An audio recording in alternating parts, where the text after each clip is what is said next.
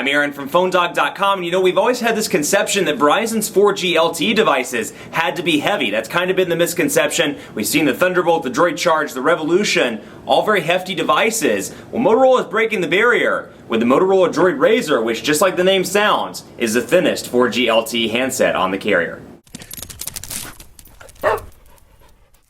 The all-knowing Droid Eye is back upon us.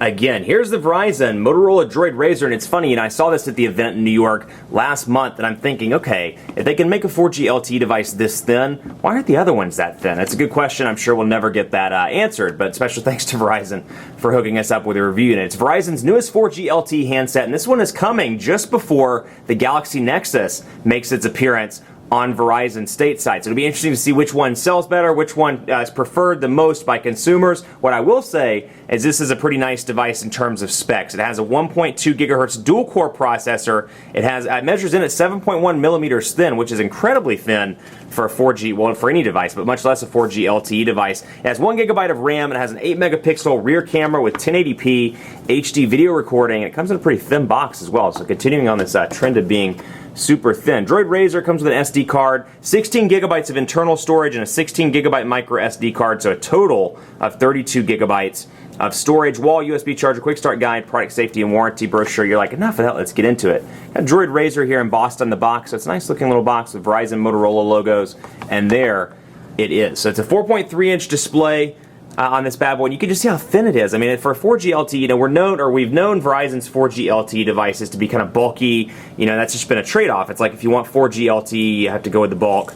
Well, not the case with this sucker. Now, the downside is you can't remove the battery. The upside is it's a 1,780 milliamp hour battery. So, you know, less moving parts. That's always, at least for me, that's a plus. But again, if you're a road warrior, you're gonna have to carry a spare car charger or something versus just adding an additional extended battery. But it's a good looking device, kind of resembles the Droid X2 line with that, you know, kind of thin back, and then it curves up for the camera, and you get your 8 megapixel camera with 1080p HD video recording on the back. You get your 4G SIM card, which is already installed. You get, ooh, a dual, hey, this is pretty nifty. You get a dual travel charger here, AC adapter module. Let's open this up and have a look. Have a look-see as I drop it onto the floor, under the desk, so I can't reach it.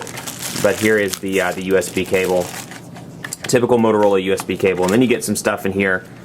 Product safety and warranty information, master your device, important consumer information, información importante al consumidor, consumer information about radio frequency emissions, and responsible driving, all in a very small box. So what you did get, though, before I projected it into the floor like an idiot, is a AC adapter module with 2 USB inputs. So theoretically, you can charge 2 devices at once, which is pretty nice. So again, camera on the back, 4G LTE capabilities, a 4.3-inch display with a front-facing camera. Now this sucker is water repellent, and it has, even the inside components are water repellent against everyday spill, so that's pretty cool, and you can do some neat things like video conferencing and more. So up here, you have your micro USB charging port, your HDMI port, your 3.5 millimeter headphone jack, you've got your capacitive buttons down here, and it is a little bit wide, but it fits well in the hand. It's not too hard to hold. I'm going to get the box out of the way so we can take a look at the device, because that's really the meat of the unboxing right now that that's out of the way. Power button over here, volume rocker over on the right side, nothing.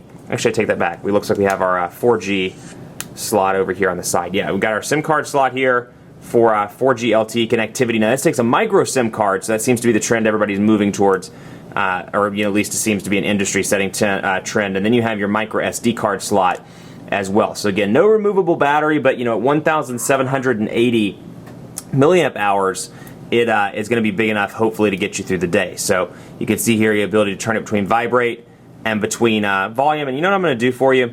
I'm actually going to turn this back off and back on, because I know you YouTubers well enough, you're going to be like, he covered up the introduction to the device as it was powering on. I wanted to see the animation. Well, my friends, I'm going to show you the animation one more time, because that was my bad. So we'll see here. We'll power it back off.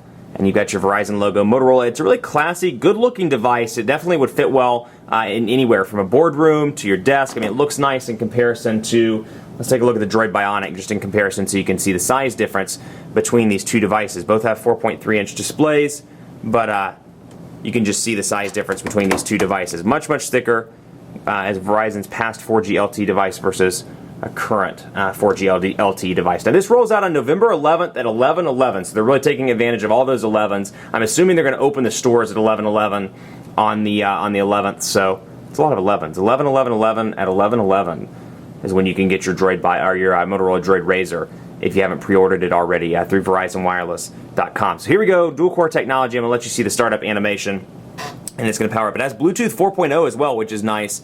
And then, of course, your front-facing HD camera. You can do video chat over LTE, 3G, or Wi-Fi. So that's a nice touch. You're not restricted to just Wi-Fi like some other devices. So that's pretty cool. Wonder which device I'm talking about. So you can see camera shortcut here. You got your unlocking screen, and it brings me right in to the Bionic home screen, or the 5 home screens. So you get 5 home screens here, and it's typical Motorola UI form factor, just like we've seen on the Droid X2 and on the Droid 3, where it slides from left to right as opposed to, and kind of has a carousel effect to it.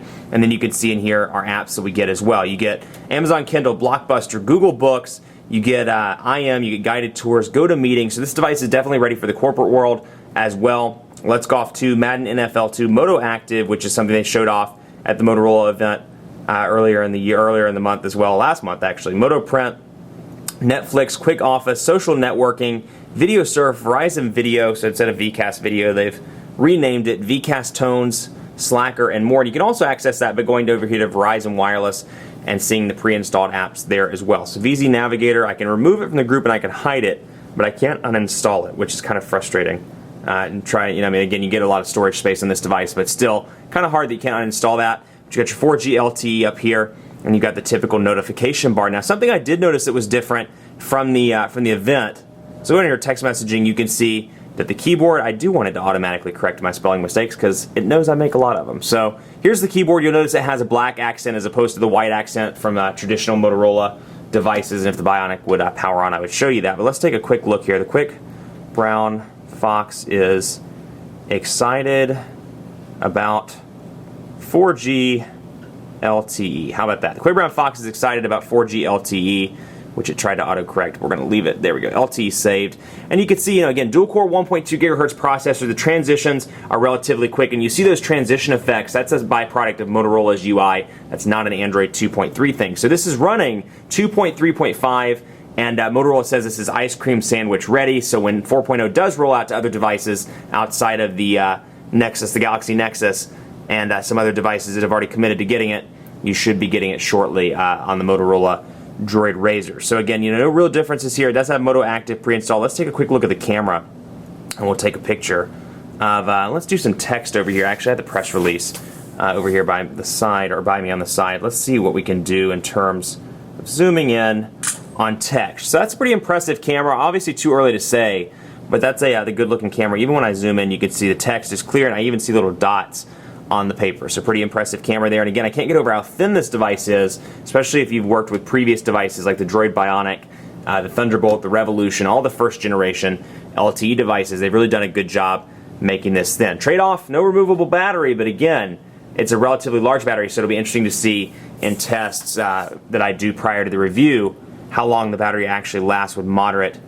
use throughout the day. Let's take a look really quickly before we sign off at the web as well. I think it's web, no, it's internet on here. Nope, just kidding, browser. And let's do not connect, remind me later. And then we'll go to phonedog.com. And we'll load that right up and take a look on Verizon's 4G. Now, Verizon has a 4G LTE repeater. I'm convinced they have it installed over here on my office building or somewhere close by. Actually, I think it's on the Marriott over there. But you can see loads up incredibly fast, and pinch to zoom is relatively responsive as well. Maybe a little bit of a lag there, but nothing too major. The page is obviously still loading, so I'm not really giving it a fair shot, but you can see transition effects are nice and fast as well. So much more coverage to come on the Motorola Droid RAZR on phonedog.com. Look out for the review, the first impressions, not in that order obviously, first impressions review. Look out for some dogfights between this bad boy, because this is coming just a couple of weeks before the Galaxy Nexus, or so Verizon says. They say by the end of the year. So it's coming soon. It's going to be interesting to see which one of these devices is the best. Keep it locked on phonedog.com for continuing coverage, and like us on Facebook at facebook.com/phonedog. We're always doing cool contests, giving away stuff, so be sure to check us out. And as always, be sure to follow me on Twitter, phonedog_Aaron. Let me know what you think about this device. If you think this is the best one ever, or you should go with the Galaxy Nexus, hit me up, phonedog_Aaron, and on Facebook at facebook.com/phonedogab. Thanks so much for watching. As always, we'll see you next time.